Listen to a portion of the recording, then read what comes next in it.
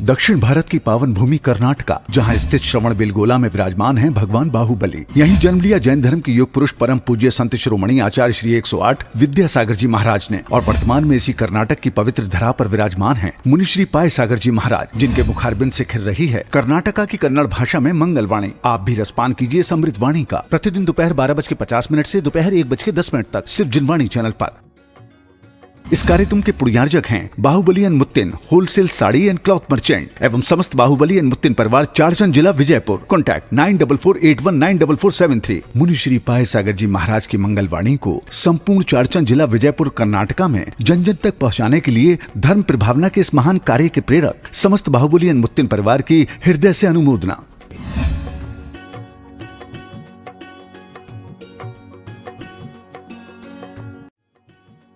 इस कार्यक्रम के पुण्यार्चक हैं Bahubali and Muttin wholesales saris and cloth merchants, Chadchan district Vijayapur एवं समस्त बाहुबली एंड मुत्तीन परिवार।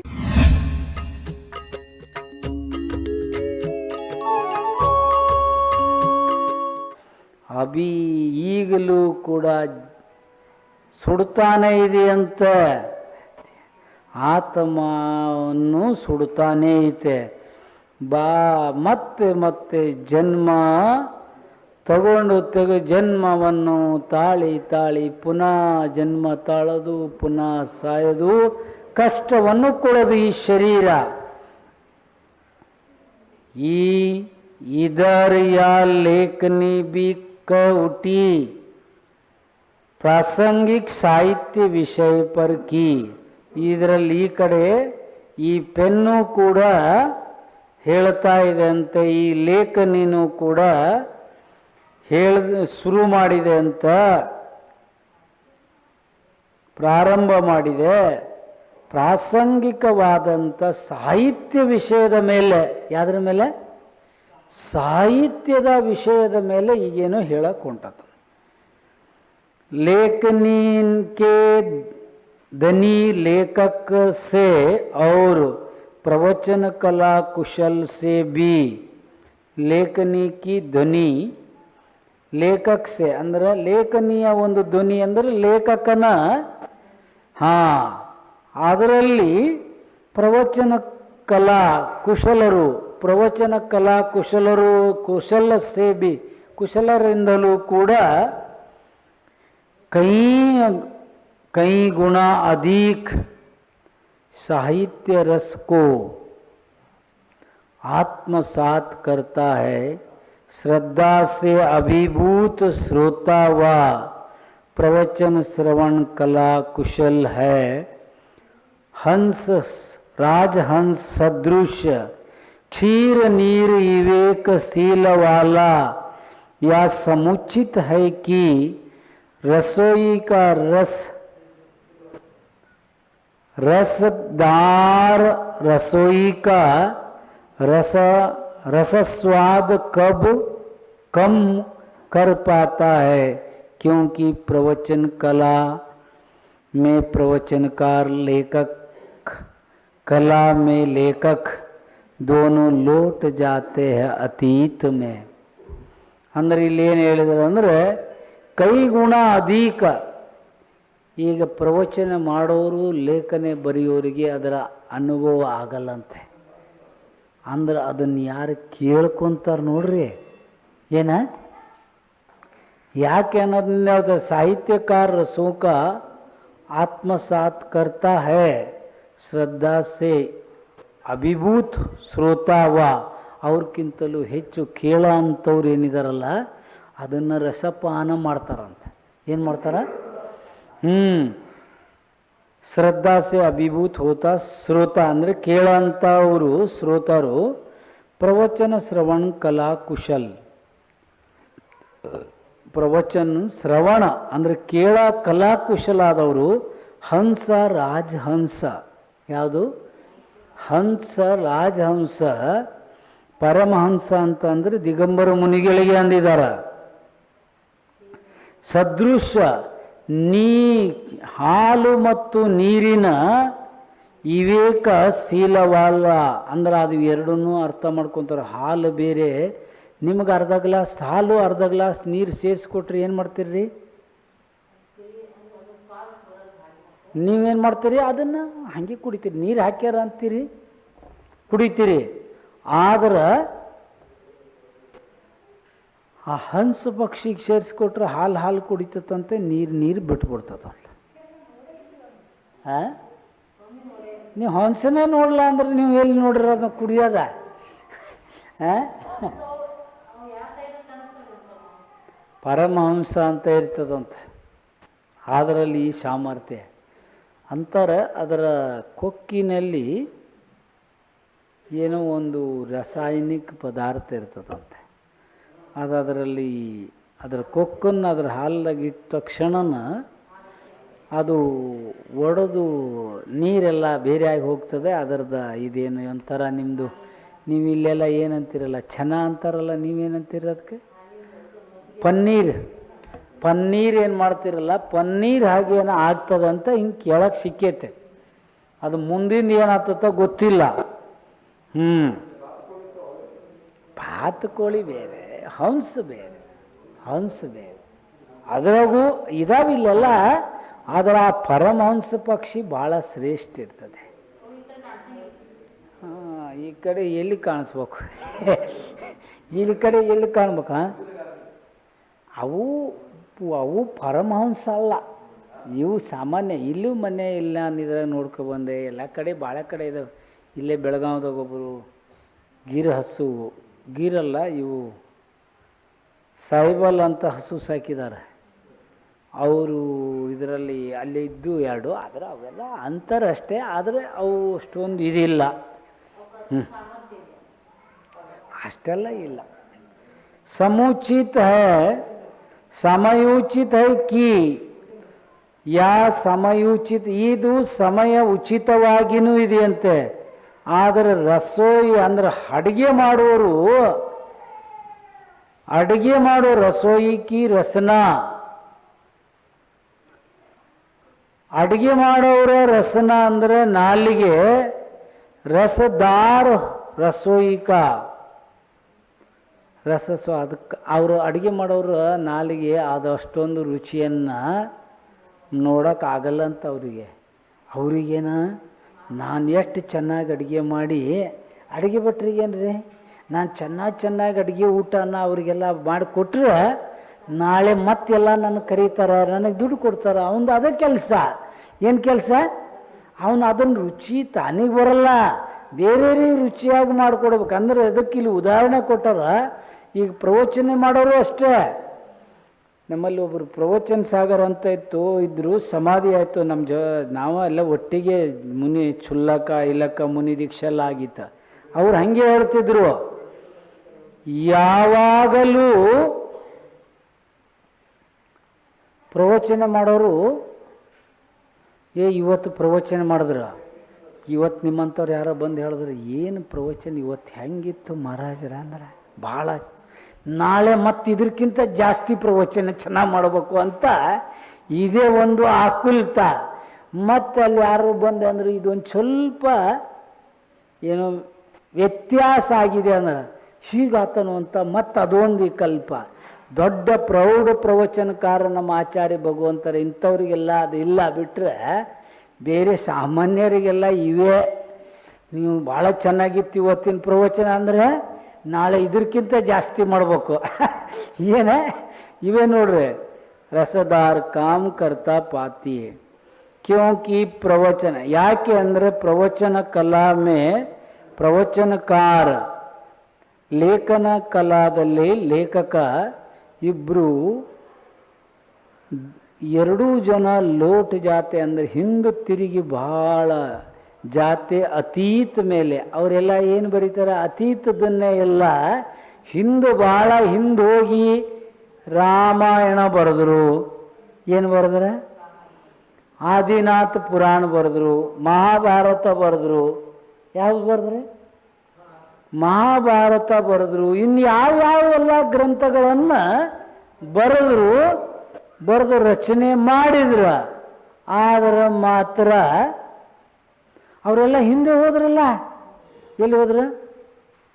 ಹೀಗಿದ್ರಂತೆ ರಾಮಾಯಣ ಬರೆದ್ರು, ರಾಮ ರಾವಣ ಎಲ್ಲ ಹೀಗಿದ್ರು ಅಂತ ಎಷ್ಟು ಕಾಲದಿಂದ ಹೋದ್ರು? ಮನುಷ್ಯರತ್ನಾಥ್ ತೀರ್ಥಂಕರ ಕಾಲದಾಗ ಶ್ರೀರಾಮಚಂದ್ರನ ಆಯುಷ್ಯನೇ 18,000 ವರ್ಷ ಇತ್ತಂತ. ಪಂಚಮ ಕಾಲ ಈಗಿನ ಉಳ್ದತ್ ನೋಡ್ರಿ 18,500 ವರ್ಷ. ಅದಟ್ಟು ಶ್ರೀರಾಮಚಂದ್ರನ ಆಯುಷ್ಯ ಇತ್ತಂತೆ. ಲಕ್ಷ್ಮಣ 12,500 ವರ್ಷನ ಏನು ಆಯುಷ್ಯ ಇತ್ತಂತೆ. ಹಾಂ, ಹೀಗೆ ಬೇಸರ. ಈ 20 ವರ್ಷದಾಗೆ ಬೇಸರ ಆಗೈತಿ. ಭಗವಂತ ತೊಗೊಂಡೋಗು ಸಾಕಾಗೈತಿ ಅನ್ನಕತ್ತಾರೆ. ಬೇಸರ ಅಂದ್ರೆ ಅದೇ ನೋಡ್ರಿ. ಅಷ್ಟು ಹೀಗೆಲ್ಲ ಅಲ್ಲಿಗೆ ಹಿಂದಕ್ಕೆ ಹೋಗ್ತಾರೆ. ಇಲ್ಲಿ ವರ್ತಮಾನಕ್ಕೆ ಬರಲ್ಲ, ಅವರೆಲ್ಲ ಅಲ್ಲೇ ಇರ್ತಾರಂತ. ಲೋಟ್ ಜಾತೆ ದೋನೋ ಭಾಳ ಹಿಂದೆ ಹೋದ್ರು. इस समय प्रतीति में नहीं रह सकता है, नहीं नीरसता की बात, नहीं रस रहता है, नहीं नीरसता की बात, केवल कोरा टकराव रहता है, लगाव रहित अतीत से बस. ಈಗ ನೋಡ್ರಿ, ಈಗ ರಾಮಾಯಣದ ಬಗ್ಗೆ ನಿಮ್ಗೆ ಈಗೆಲ್ಲ ಮಾಡಿ ಆ ಡ್ರಾಮಾ ಮಾಡಿ ತೋರಿಸಿದ್ರು ಅಥವಾ ಪ್ರವಚನ ಮುಖಾಂತರ ಹೇಳಿದ್ರೆ, ಇಲ್ಲಿ ರಾಮನೂ ಇಲ್ಲ, ಸೀತೆನೂ ಇಲ್ಲ, ರಾವಣನೂ ಇಲ್ಲ. ಒಂದು ಕೋರ ಅಂದ್ರೆ ಒಣಗಿದ ಒಂದು ಶಬ್ದಗಳ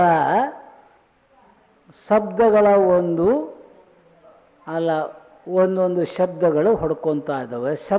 ಶಬ್ದದಿಂದ ಶಬ್ದಗಳ ಇದಾಗಿ ಟಕರಾವ್ ಅಂತಂದ್ರೆ ಒಂದಕ್ಕೊಂದು ಎದುರಾಗಿ ಬಡ್ಕೊಂತವ. ಅಷ್ಟೇ ಬಿಟ್ಟರೆ ಇಲ್ಲಿ ರಾಮನೂ ಇಲ್ಲ, ರಾವಣನೂ ಇಲ್ಲ. ರಾಮ್ ಮೋಕ್ಷಕ್ಕೆ ಹೋಗಿದ್ದಾರೆ, ರಾವಣ ನರಕಕ್ಕೆ ಹೋಗ್ಯಾನ, ಹನುಮಾನ್ ಮೋಕ್ಷಕ್ಕೆ ಹೋಗ್ಯಾರ, ಮತ್ತು ಇನ್ನು ಯಾರು ಎಲ್ಲೆಲ್ಲಿ ಹೋಗ್ಯಾರ ಅದು ಯಾವುದೂ ಇಲ್ಲಿ ಇಲ್ಲ. ಈಗ ಏನಾರು ಹೋಯ್ತಾನ? ಇಲ್ಲ.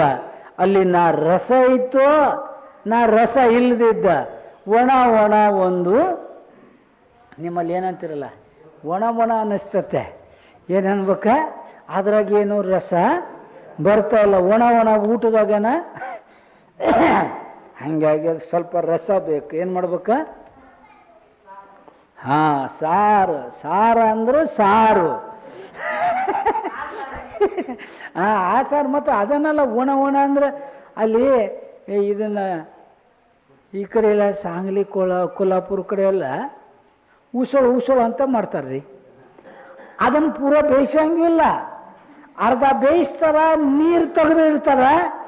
ಅದನ್ನು ಏನು ಜಗದ್ರ ಅದು ನುಂಗಕ್ಕೂ ಆಗಲ್ಲ, ಏನು ಆಗಂಗಿಲ್ಲ. ಅದು ಬೇಯ್ದಿಲ್ಲ, ನೀರೆಲ್ಲ ತೆಗೆದಿರ್ತಾರೆ, ಒಣ ಮಾಡಿರ್ತಾರ. ಅದು ಹಂಗೆ ಮಾಡಿಟ್ರೆ ಏನು ಮಾಡ್ಬೇಕು ಅದನ್ನು? ಹಾಗೆ ಇಲ್ಲಿ ರಸ ಬೇಕಂತೆ. ಸಾಂಬಾರು, ಹಾಂ, ರಸಂ ತಮಿಳ್ನಾಡು ರಸಂ, ಹಾಂ, ತಿಳಿಸಾರು, ಹಾಂ, ತಿಳಿಸಾರು. ನೋಡಿದ್ರೆ ನೀರು ಹೆಂಗೆ ಕಾಣ್ತದೆ, ಇಷ್ಟು ರುಚಿ ಇರ್ತದೆ. ಮಾತ್ರ ಅದು ನೋಡಿದ್ರೆ ನೀರೇ, ಏನೂ ಇಲ್ಲ ಇದ್ರಾಗ ಅಂತ. ಹಾಂ, ಆದ್ರೆ ಅದನ್ನು ಕಲಾಕಾರಿ ಈ ಕಡೆ ಹೋಗ್ರಿ ನೀವು, ಉಡುಪಿ ಎಲ್ಲಿ ಬೇಕಾದ್ರೂ ಉಡುಪಿ ಹೋಟೆಲ್ ಅಂತ ಬೋರ್ಡ್ ಹಾಕ್ರ, ಎಲ್ಲಿ ದಿಲ್ಲಿಲಿ ಹೋದವು, ಎಲ್ಲ ಕಡೆ ಹೋದವ. ಅಷ್ಟು ಜನ ಅಂದ್ರೆ ಅವರಿಗೆ ಪಾಕಶಾಸ್ತ್ರದ ಜ್ಞಾನ ಇದೆ. ಏನಿದೆ? ಪಾಕಶಾಸ್ತ್ರದ ಜ್ಞಾನ ಇದೆ. ವಸ್ತು ಕಮ್ಮಿ ಉಪಯೋಗ ಮಾಡ್ತಾರೆ. ಈಗ ರಾಜಸ್ಥಾನದಾಗ ಹೋಗ್ರಿ ನಾವು, ತುಪ್ಪದಾಗ ಬಾಟಿ ಮಾಡಿ ಹಾಕಲ್ಲ, ಬಾಲ್ಟಿ ಮೇಲೆ ಬಾಲ್ಟಿಗೆ ತುಪ್ಪ ಹಾಕಲ್ಲ. ತುಪ್ಪದ ಪಾತ್ರೆಯಲ್ಲಿ ಬಾಲ್ಟಿಯನ್ನು ಇದು ಮಾಡಿ ಅದರಾಗ ಮುಡಿಸಿ ಬಿಡ್ತಾರೆ. ಹಾಂ, ಅದರಾಗ ತುಪ್ಪದಲ್ಲೇ ಮುಳುಗಿಸ್ತಾರೆ, ಆಮೇಲೆ ಊಟ. ಆದರೂ ಅದರಲ್ಲಿ ಆ ರುಚಿ ಥರ ಅಂತ ಕಲೆ ಅವರಿಗಿಲ್ಲ. ಆದ್ರೆ ಇಲ್ಲೇ ಐತೆ. ಹಾಗೆ ಇಲ್ಲಿ ರಸ ಇಲ್ಲ. साहित्य का या उस समय प्रतीति में नहीं रस आता है, नहीं इदातಲ್ಲ, ಇದಾಗೈತೆ ಕೋರಾ ಟಕರಾವ್. ಶಿಲ್ಪಿ ಕಾ ಆಗಮನ ಹೋ ರಹಾ ಹೈ. ಇದ್ರ ಸಾಹಿತ್ಯದ ಬಗ್ಗೆ ಎಲ್ಲ ಮುಗೀತೀಗ, ಪೂರ್ಣ ಆತು. ಇನ್ನು ಶಿಲ್ಪಿಗಳ ಆಗಮನ ಆಗ್ತದಂತ. शिल्पी का आगमन हो रहा है माटी की ओर. फूटी माटी, फूली माटी को रोंदना है. रोंद रोंद कर उसे लोंदा बनाना है. रोंदना क्रिया भी वा. ಅರಳಿದ ಶಿಲ್ಪಿಗಳ ಆಗಮನ ಆತಂತೆ. ಮಾಟಿ ಕಿಯೋ ಮಣ್ಣಿನ ಕಡೆ ಬರ್ತಾ ಇದ್ದಾರೆ. ಆ ಅರಳಿದ ಮಣ್ಣನ್ನು ರೋಂದನ ಅಂತಂದ್ರೆ ನೀವು ನಾದದಂತಿರಲ್ಲ. ರೋಂದ್ ಕರ್ ಲೋಂದಾವನ ಅಂದ್ರೆ ಹೋಳಿಗೆ ಮಾಡ್ತಿದ್ರಲ್ಲ, ಹೋಳಿಗೆ ಮಾಡ್ತಾರೆ. ಇಲ್ಲಿ ದಪ್ಪ ದಪ್ಪ ಮಾಡ್ತಾರೆ, ಆ ಕಡೆ ಹೋಗಿ ನೋಡ್ರಿ ಹೋಳಿಗೆ ಎಷ್ಟು ತಳ್ಳಗೆ ಮಾಡ್ತಾರೆ. ಅದನ್ನು ಇದು ಮಾಡಿಕೊಂಡು ಇದನ್ನು ಅಷ್ಟು ಇದಾಗಿ ಮಾಡಿಕೊಂಡು ಕುಟ್ಟಿ ಅದರಾಗ ಮೇಲ್ಗಡೆ ಕನಕ ಹಚ್ತಾರಲ್ಲ, ಅದನ್ನು ಹಚ್ಚಿ ಒಳಗೆ ಹೂರನ್ನ ತುಂಬಿಕೊಂಡು ಆ ರೀತಿ ಮಾಡಬೇಕು ಅಂತಂದ್ರೆ ರವೆಲಾಗಲ್ಲ, ಏನಾಗಲ್ಲ. ಅದನ್ನು ಇದು ಮಾಡಬೇಕು ಅಂದರೆ ನಾದದದು ಅಂತ ಹೇಳ್ತೀರನ ನೀವು. ನಾದ ಇನ್ನೊಂದು ಕಡೆ ಹಿಟ್ಟನ್ನು ನುಲಿಯೋದು ಅಂತಾರೆ. ಅಂದರೆ ಅದೇ ಥರನೇ ಒಂದು ಎಲ್ಲದೂ ಅರ್ಥ ಅದೇನೆ.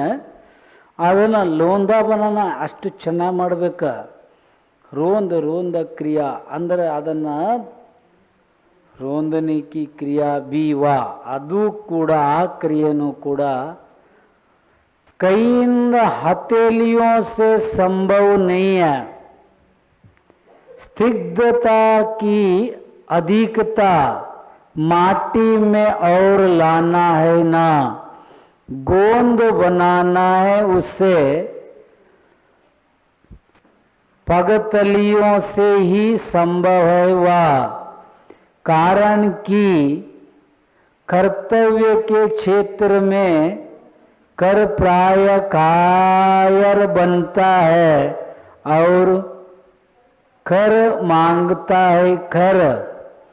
वह भी खुलकर इतना ही नहीं मानवता से गिर जाता है, मानवता से गिर जाता है. ಅದು ಕೂಡ ಕೈಯಿಂದ ಮಣ್ಣಿನ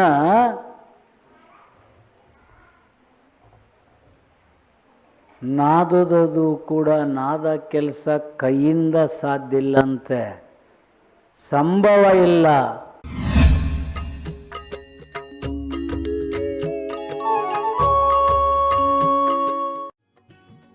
इस कार्यक्रम के पुण्यार्चक थे Bahubali and Muttin wholesales saris and cloth merchants, Chadchan district, Vijayapur एवं समस्त बाहुबली एंड मुत्तीन परिवार.